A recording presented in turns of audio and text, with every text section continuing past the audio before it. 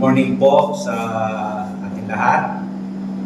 Ako po si Dr. Joselito Nunoy Cromata from Sugod Southern Leyte. Ako po ang coordinator ng Sugod Duterte Team Rally. So, sana po ay marami ang mag-attend. Ito po ay para kay Tatay Digong at para kay BP Sara. Dok, tanong po namin, Dok, ano po ang bakit nyo po ito ginagawa? Bakit po kayo ang nanguna dito sa Sugod, dito sa rally po para sa Duterte o PDP laban? Sa totoo lang po, hindi ko rin alam kasi hindi po ako politiko, hindi po rin ako tumatakbo sa eleksyon na to. So dahil lang po sa pagmamahal ko sa pamilyang Duterte, dahil lang po alam ko kung ano ang pinaglalaban nila, dahil lang po alam ko na ang pinaglalaban ng pamilya Duterte ay para sa kinabukasan ng aking mga anak, para sa kinabukasan ng ating mga anak, at para sa kinabukasan ng ating bansa. Kaya po, nagsumikap po ako kahit po hindi tayo gano'ng yaman or whatever. Nagsumikap po ako na makapag-organize at saka ma-introduce yung ini-endorso ng ating Pangulong Duterte dito po sa Southern Leyte at saka sa hindi inaasahang pagkakataon nasali po natin ang Leyte, Ormoc, at saka yung Samar. Kanina nga mayroong nagsabi na pati yung Cebu pupunta daw dito. So, lugod po ako nasisiyahan dahil po yun sa mga kasama natin dito. Kasi yung tinawag ko lang before, sinabi ko, gusto nyo bang magkaroon tayo ng mga dito? Gagawin ko yung lahat para po ma-invite sila. And then, in just one click, nagdatingan po yung mga original na DDS, yung original nating mga kilala. Tinulungan po nila tayo sa crowdsourcing. Ngayon po, expected po natin na marami yung makikilala. Hindi po bang malaman doon kung sino-sino po itong mga senatorial candidate ng PDP laban o itong tinatawag nyo ngayon na Duterte ang makakadalo po sa rallying pinangunahan mo ninyo? So, halos lahat po nag-confirm. Unless kung mga emergency hindi po sila darating, hindi halos lahat po nag-confirm. Unless kung mga emergency hindi sila makakarating personally, but definitely mayroon silang representative. So masasabi ko po lahat po ng 10 inendorso ni Pangulong Duterte darating po dito sa Sugod Southern Leyte. At saka ito po yung nauuna dito. Wala pong nangyari na ganito na sa isang munisipalidad lang po ang buong team ng national slate ay darating po. Dok, follow-up question lang, Dok. Ano po ba yung nag-udyok sa inyo na dito sa yung Sugod Leyte ay Southern Leyte hindi naman gaano kalaki yan, pero bakit? Ano po ba yung nakikita niyo yung rason bakit kayo mismo ang yung pinapangunahan niyo ngayon yung pag-organisa nitong Duterte team? Yun nga, dahil po sa pagmamahal natin sa mga pamilyang Duterte. Dahil po sa kumbinsido po tayo na kung ano ang pinaglalaban ng pamilya Duterte, pareha po yung pinaglalaban natin. So in my own little way, kahit naman hindi tayo ganong karanya yung in terms of financial one, hindi naman tayo ganun kayaman. Pero sa tingin ko makakaya po naman natin na mag-host kung andyan lang po yung mga kasama natin dito.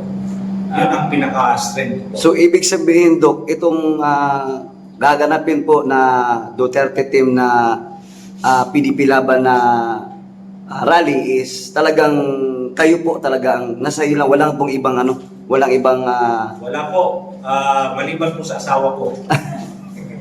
Na yun ang financer po natin. So, as much as possible, iniwasan natin humingi ng anong tawag nito, donations. Financial donations, wala pong nag-donate sa atin. Unless po kung anong tawag nito, lalo na po kung yung mga galing sa mga politicians. Sinabi ko na po, hindi po ako politiko. So, lalong dinidiscourage po natin yung mga donations galing sa mga politicians. Kahit po sa mga non-politicians, as much as possible, wala talaga tayong tinatanggap na donation para po sa event. Dok, nabanggit niyo po kanina na hindi po kayo politician, pero kayo po ang nanguna nito. Meron po ba kayong planong tumakbo sa susunod na halalan? Wala po. In fact, bawat halalan ang daming offer po natin. Ngayon nga, sa halalan na ito, ang daming offer. Wala po tayong hilig sa politika. In fact, noong 2016, isa po tayo sa nanguna din para kay Tatay Digong dito. Tayo po yung nang-host kay BP nung pumunta dito. Nung matapos ang eleksyon, wala na silang narinig galing sa akin. Balik tayo sa ordinary pagka-ordinary citizen. Kasi yun nga, ang sa atin lang is kung ano ang tama, paglalaban natin through election. Kung mayroon tayo, gagamitin natin para makapagsuporta, pero wala po tayong personal interest para dyan. Ayan, Doc, ako naman po lang, nabawin yung PH. Nabanggit niyo po kanina na wala pong nasa likod ng mga politiko dito sa Duterte na rally gaganapin dito sa Southern Leyte, Doc. Pwede po ba malaman, paano niyo po napag-isa ang mga tao dito sa Southern Leyte, Ormoc, at sinabi niyo na po rin sa Cebu, paano sila nagpagtitipon-tipon dito, paano niyo po sila nakag-isa? Yun, mayroon po akong core group dito na talagang mapagkakatiluan sa paglalaban po tayo. Kasi pareha po kami ng kausa. Pero itong core group na wala po itong sweldo rin. Kusang loob. In fact, gumagastos pa sila ng sarili nilang pera. So, nung mag-decide po tayo, sila lang yung kinuntak natin. Okay ba tayo? Which, siguro dahil pareho din na kami ng pinaglalaban, ang dali-dali. Isang meeting lang, okay daw, ako nang bala dito, galing Ilocos, etc. Tacloban, Ormoc, until such time na ito ngayon, we are expecting at least 3,000 to 5,000 crowd na pupunta dito. So, in fact, nahihirapan na nga kami mag-handle, but we will do it. Nandito na tayo. Ayan, palak lang dito. Doc, gusto lang namin din po malaman, sino po ba si Dr. Mata? Bakit po ba ganun po ang pagtitiwala ng mga tao dito sa kanya? Siguro po, kasi wala tayong hanong politika. So, wala tayong kinikilingan kung sino kuan. At saka nakikita po nila na yung pagkilos natin ay hindi para sa isang politician dito sa lugar natin, but rather para po doon sa mga taong iniendorso ng Pangulong Duterte. Pangalawa, wala po tayong masamang record dahil kaibigan natin lahat dito sa sa lokalidad. Pangatlo, nagninegosyo lang po tayo ng tama, at saka nagpa-practice po tayo bilang isang Cirujano, at saka yung asawa ko bilang isang Obigaini. Mayroon po tayong maliit na negosyo na makikita naman ng mga kababayan natin dito sa lugar nito na yung negosyo natin ay isa pong negosyo na tumutulong sa kapwa. Dok, ito lang atin tansibi pala, Dok. Dok, bakit Team Duterte po at hindi Team Alyansa? Minsan po ba ay nag-offer po ang Team Alyansa sa'yo para ikampanya mo sila? So far wala namang offer sa kanila. Siguro nakita nila na from the start talagang Duterte po tayo. Since 2016, nung nasa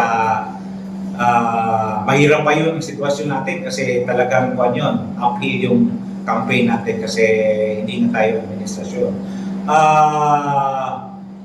Since the start, kilala ko dito na isang strong supporter ng Duterte family. Dok, tanong lang meron po bang lumapit sa inyo na yung lokal na mga kandidato dito sa Southern Leyte? Ang dami po. Lalo na ngayon, mas lumalapit na yung schedule ng rally po ng Team Duterte. Ang daming gustong tumulong, ang daming gustong magpa-endorso. In fact, nag-iisakit na natin ang ulo yan. Pero we maintain na talagang wala tayong kikilingan o wala tayong susuportaran, wala tayong papasalihin na local party or local group for this event. Sir, Doc, follow-up lang, bakit wala po kayong pasasalihin ng mga local candidates? Unang-una po, yung grupo po namin ay hindi kami, sa local hindi kami isa. Pangalawa is wala po tayong, sa sinabi ko, wala tayong bahid ng politika sa lokal. Ang pinaglalaban na po natin is yung pinaglalaban ni Pangulong Duterte at saka yung pamilya niya. Which, yun ang common ground ng core group natin dito. Lahat tayo may kain mang inasal. Di mapipigilang kamayin para solve ang kain. Sige lang. Doc, ano po ang magiging takbo bukas ng programa? So, bukas po, as I've said, we will be expecting a huge crowd para sa lugar na to. Just imagine, kahit yung mga taga Cebu pupunta dito. Now, ang una po is may motorcade po tayo bukas, wherein may area kami na-identify na co-confluent para dyan magkikita-kita yung Starting point. Opo, yung from Maasin City, from Ormo, Baybay, Hilongos, and then from Panaon at saka Pacific Towns, from Mahaplag, Aboyo, doon po kami magtitipon-tipon para kung hindi lang yan corner kasi tatlong daan yan, highways na mag-i-intersect.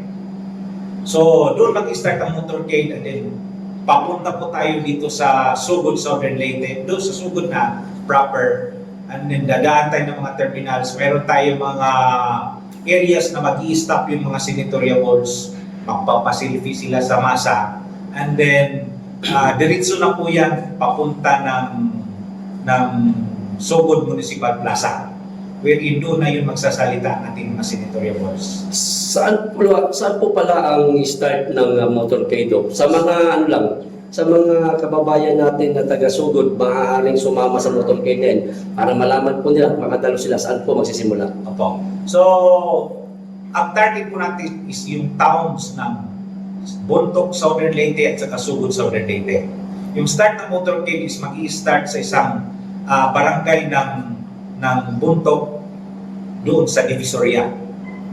And then, dadaan po tayo ng proper ng Bontoc, dadaan tayo sa mga barangays na doon na mimit ang Sugod at saka Bontoc. And then, papunta tayo ng terminal ng Sugod. Doon din magpapasilfi yung mga senatoriables natin. And then, diretso na po tayo sa Sugod Municipal Plaza. Doc, taklaruhin lang po natin. No? Si Dr. Nonoy Trumata po ay hindi po politiko at wala pong plano maging politiko. Yes Si po. Dr. Nonoy Trumata po ay isang ordinaryong tao lamang na sumusuporta at naniniwala sa pinaglalaban ng Duterte family. Tama po. Dok, ito di ba, mali yung nakita natin sa social media, andito sa BP Sara sa Visayas. So may posibilidad Dok na susurpresa siya sa gaganapin event bukas. Sa totoo lang, hindi talaga namin alam kung makakapunta si BP, pero mayroon tayong invitation sa kanya. Hindi po namin alam. Sana po pumunta siya. Alam namin nandito siya sa Leyte. Alam namin nandito siya sa Leyte naglilibot, pero wala po talaga kaming idea kung daraan po siya sa Grandal natin. Ayan, Doc, follow up ko lang po ulit. Kakalaruin lang po natin, Doc, na tawag dito. Sa pagdating ng PDP bukas, mahigit ilang tao po kaya sa tingin nyo makakadalo? Sa rally po natin. Yes po. Ang expectation po natin is hindi bababa ng 3,000 at saka 3 to 5,000 yun pa natin target natin na kwan. So it's very unusual na crowd para sa Sugod, Southern Leyte. In fact, problema namin kung kakasya ba sa Sugod Plaza. Doc, sa pagmumuna niyo po na bilang organizer ng rally ng Duterte team, hindi po ba kayo nangangampan na makabalikan po kayo ng ibang politiko sa pangangampanya niyo ng ating Duterte team? Hindi naman po siguro kasi tayo lahat may karapatan naman. Kung anong paniniwala natin tama, meron naman tayong karapatan na itaguyod dyan at saka or i-implement yung kung anong paniniwala natin. Saka hindi naman din tayo nag-i-encroach din sa kanilang paniniwala. So siguro i-respeto naman nila kasi ako rin respeto din naman tayo sa kanila. Dok, ano po masasabi ninyo sa pag-endorso ni VP Sara kay Senator Amy Marcos? Yan, mahirap pong sagutin. Hindi ko po talaga hindi ko makapag-comment dyan. Siguro nakaka sa kay VP Sara na lang po tayo siguro magtanong yan. Wala po talaga akong may sagot sa tanong na yan. Eto Dok, karamihan kasi ng mga taga-suporta o handang sumuporta o bumoto sa Duterte o PDP Laban senatorial candidates, nagsasabi ho sila na handa nilang iboto, suportahan ang itong 10 na kandidato ng PDP. Pero maliban daw po sa inendorso ni Vice President Sara Duterte na si Senator Amy. Ano po masasabi niyo? Sabi ko nga po, tayo rumirespeto po sa bawat opinion ng isang tao. Wala po tayong inaapakan, wala po tayong sinasabi na tayo palagi ang tama. Basta ang sa akin lang po, irespeto din po sana yung paniniwala namin sa grupo na talagang ang suporta namin is dahil kay Tatay Digong at saka kay VP Sara. Last question ko, Doc. Dito, kung sakasakali po bang lalapitan po kayo ng mga kandidato ng bagong alyansa para ikampanya po sila dito, papayag po ba kayo? Hindi po tayo kasi mayroon po tayong paninindigan. Magiging yung pinuta po natin na reputasyon sa lugar na to na marami pong naniniwala sa atin kahit hindi tayo politician. Pag lumukso tayo sa ibang talagang mawawala yung reputasyon natin is in just a click of a time. So hindi po talaga. Siguro pag nakumbinsin na nila po, sa susunod po. Doc, last na lang.